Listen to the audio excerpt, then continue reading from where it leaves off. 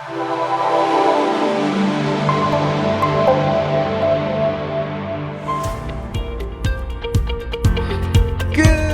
morning, Max. How are you doing today? I'm doing very well this morning. And how is life in Paris this evening?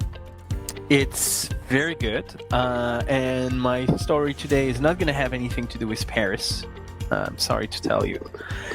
Okay, I'll allow it. I'm afraid I'm going to have to complain about something that happened in the US again. I mean, nothing against you, truly. Nothing against the US even. But that just happened. I probably have more customer stories when I travel than when I stay home. So that Yeah, could be fair that. enough. Fair enough. Okay, that feels a little better than I thought you were going to say. I have more bad customer stories in the U.S. than anywhere else.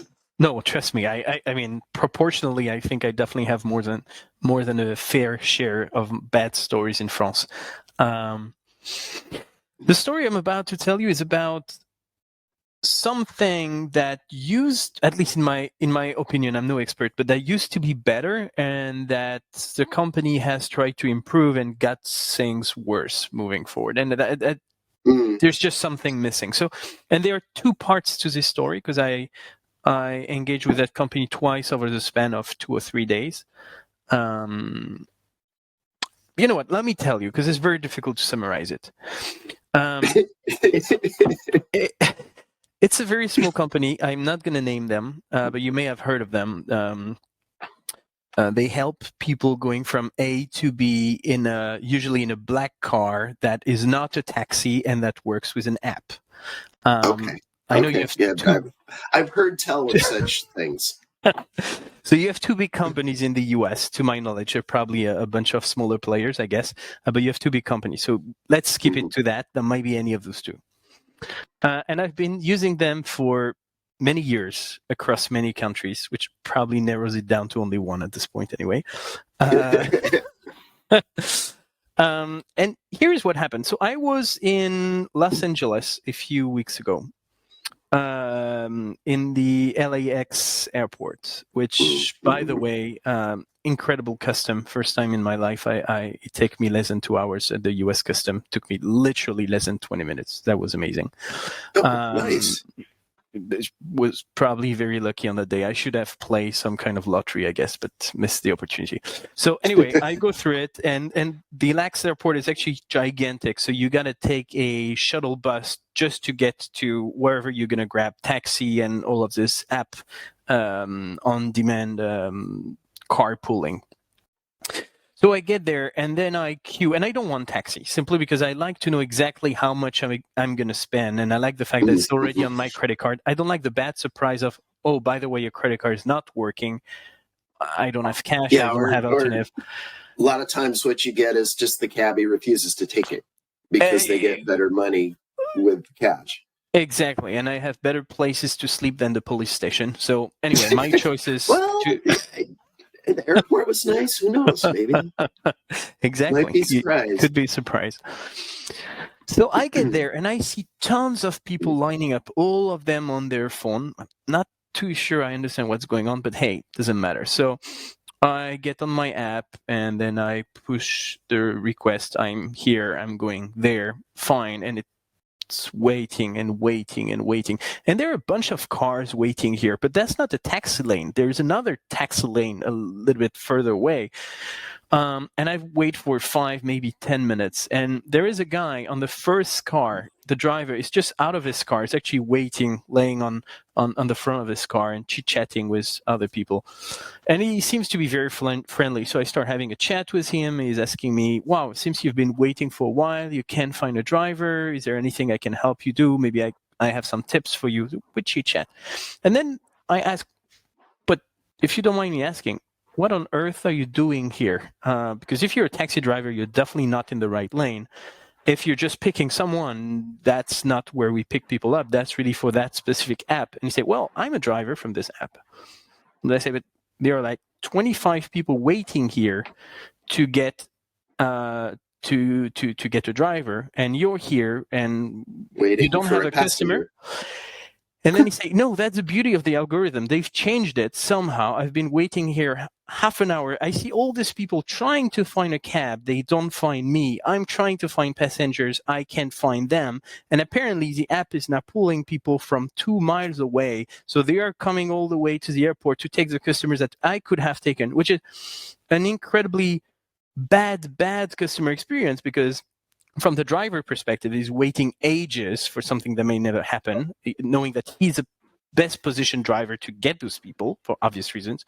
And it's a bad experience for the customers, because we are lining up with an available cab just here that we can't use because the app won't allow us. So that was a first part of the story, which I found, I don't know, surprising, The word insane weird. comes to mind. Yes. That's probably Stupid. the right one. Stupid is another good one. And then the other part of that story is, I can't remember if that was the same day or the next day, whatever. I was in that same company car. We're driving, and the guy is a good driver, not driving crazy, not burning any traffic light or anything. Everything's fine. But then his phone starts ringing, and that's this app that's ringing and telling him there is a new customer, here is a fare, here's where you need to pick it up. And I'm just thinking, I don't mind that you're picking new customers, that you need to get business, right? Because I know you probably don't make a huge amount of money on every ride you drive. But you're currently driving. How safe is that for this app that knows that you're a driver, that knows that you're currently driving, because they track you by GPS, right? So they know you're currently driving. Yet they're still sending you stuff that you need to check with tiny text. So obviously you're going to have to pay attention to your phone and not to the road. And is that worth risking my life and the driver's life? Is there not a better way to do it so that you don't actually kill people by trying to increase your margin? So I just wanted this two small stories that happened almost, at least during the same trip, something I never realized before, something that hit me in the face while I was in the US. And I keep saying the US, but truly I think that the same algorithm everywhere around the world. So it could have happened in Paris as well, I believe. And I was just very surprised about these two things. And I thought, hey, what better place than the CX therapy couch to discuss it? Here. Wow. There's a lot to unpack there. I totally don't understand, if there's a queue of drivers waiting to pick people up, why they're pulling people from somewhere else. That literally makes no sense whatsoever. I remember pre-app ride share that there were times where you'd get in a cab and you'd talk to the cabbie, and he'd been in the airport for 2 hours waiting, and there were just these huge queues of cab after cab after cab after cab waiting to get somebody. And it was always kind of a mixed bag for the driver, because they were good fares. They had, add-ons for it. A couple times I remember being somewhere and some poor guy went through all of that, and they picked me up, and I was going to an airport hotel that was like a quarter of a mile away or something like that. And the poor guy, I had some, I shouldn't be sympathetic. I had some very rude responses to, oh, that's where you want to go. But I don't know. I can't even come up with a reason why it would make sense to do that. There's got to be some logic to it that we're not understanding. But why wouldn't you just grab the closest one? And why would you? It's interesting, because now that you mention it, I've noticed on the app a lot more kind of longer wait times. I thought it was kind of COVID related, that they just didn't have as many drivers as they used to have. But maybe it's the way the app's working. And I actually have two theories here. The first one is that might be related to the ranking. You basically give 0 to or 1 to 5 stars to your drivers typically, and they may want to penalize those drivers with low rating. That could be one reason. Could be. But this guy was so nice that I have a hard time believing he's mistreating his customers and therefore he has bad rating. Well, maybe he's a maniac when he drives. It might be that, but I don't know. That's hard to believe. That could be one explanation. Even then, if there is no other alternative, you still should give that guy to your customers, or tell them that this guy is available, instead of just deciding that we're going to find someone else. That's very weird. The other thing is, 8-ish years ago, I was in the transportation industry, not for transporting passengers, but for transporting goods in vans and this kind of stuff. And that was the early days of this technology. And we spent an insane amount of time trying to fine tune the algorithm so that you can save a few dollars and a few meters in your drive and get the best route and the best possible algorithm to save time. And I'm thinking what could be happening is after 10 or how long this company has been around, 10, 15 years now? I have no idea. After 10, 15 years of fine-tuning their algorithm, they might have so many layers that the basic stuff can't be done easily anymore because there is too much complexity. That would be my theory. That makes sense. That makes sense. And the other, I mean, let's distract our drivers. That really, truly, and absolutely makes no sense whatsoever. But you've seen that, right? I mean, I've seen it too. Yes, I absolutely have. And the drivers get good at it.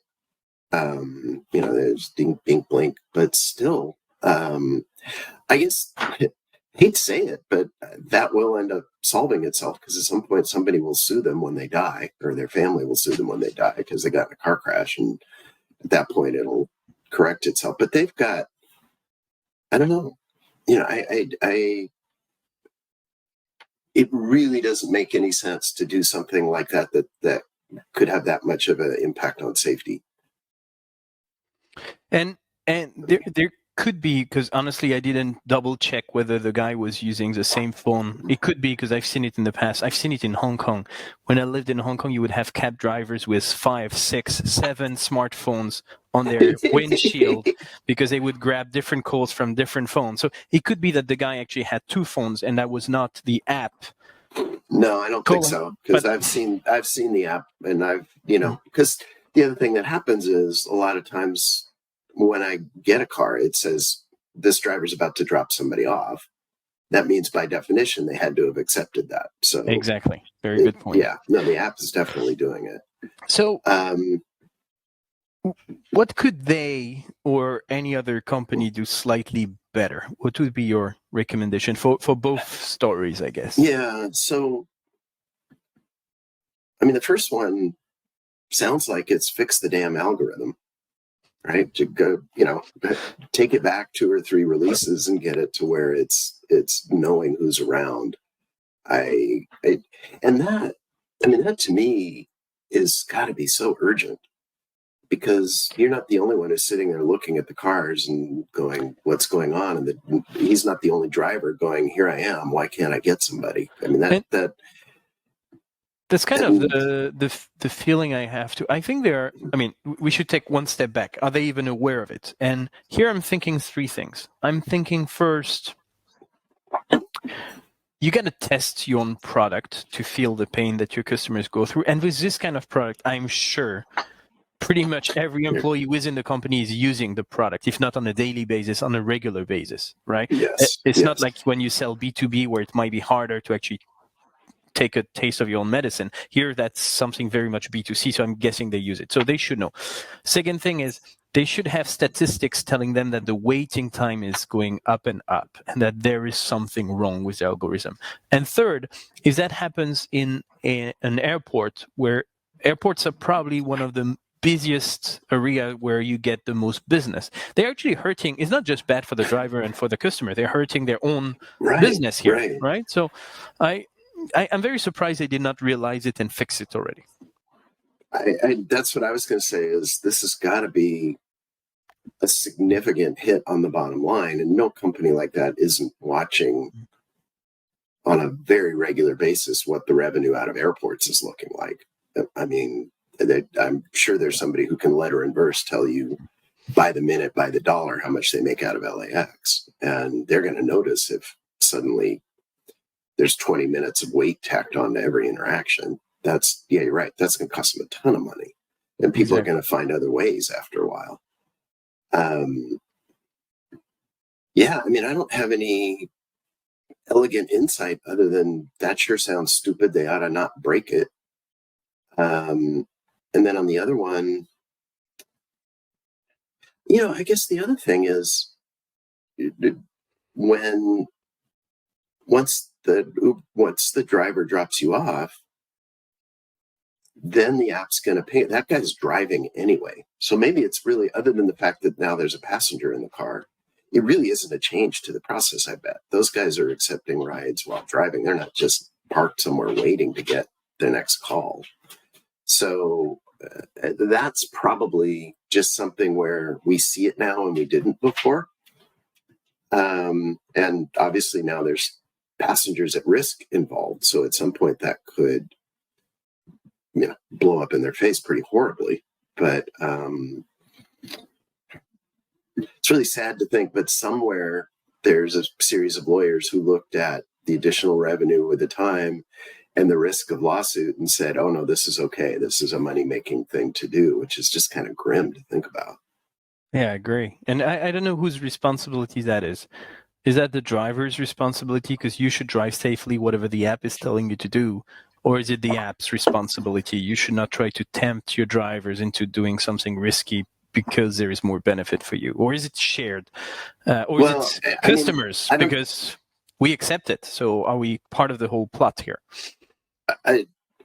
Legally in the US, the company is going to be the one that's most liable because they've got the most money. So they're the ones you can get money out of. It's kind of how it works. That sounds fair. So what can they do about it? What if it were any other company, what would be the recommendation here? Check regularly with your customers to see whether there are things you're doing they're not comfortable with? Yeah, that's an interesting... I don't think I've ever been pulled by... I get pulled on the driver, but I've never had any reach out from one of those companies on feedback on the app itself. They must do it. But I've never experienced that. They're asking me every single time to rate them, to give them rating. They're never asking for my actual feedback. Right. So that's a good and point. You're not rating the company, you're rating the driver. No, both. They ask me to rate the driver, and then there is when you launch the app, because I've never rated it. Like most of the apps I download, I hate giving my personal opinion on a public forum. That's not what I'm here for. But they always have this pop-up. Are you happy with the app? Would you give us 5 stars? And if you don't have it, it's probably because you rated them already. I guess I probably get that periodically, and I'm like you. I just say no as quickly as possible and move on. Well, I think there were some learnings. I'm happy to see I'm not the only one again, and definitely sure that this is not a US thing. That's probably a worldwide thing, and they're probably not the only company having this kind of issues anyway. So hopefully something for them to look into and fix. I'm with you. I wish I felt like I had something more positive for you to do about it. It's kind of the big algorithm in the sky, and I don't know how you fix it, but hopefully next time you're in an airport, the guy who's at the front of the queue is not lying on the hood of his car because he's about to go. Yeah, I hope so too.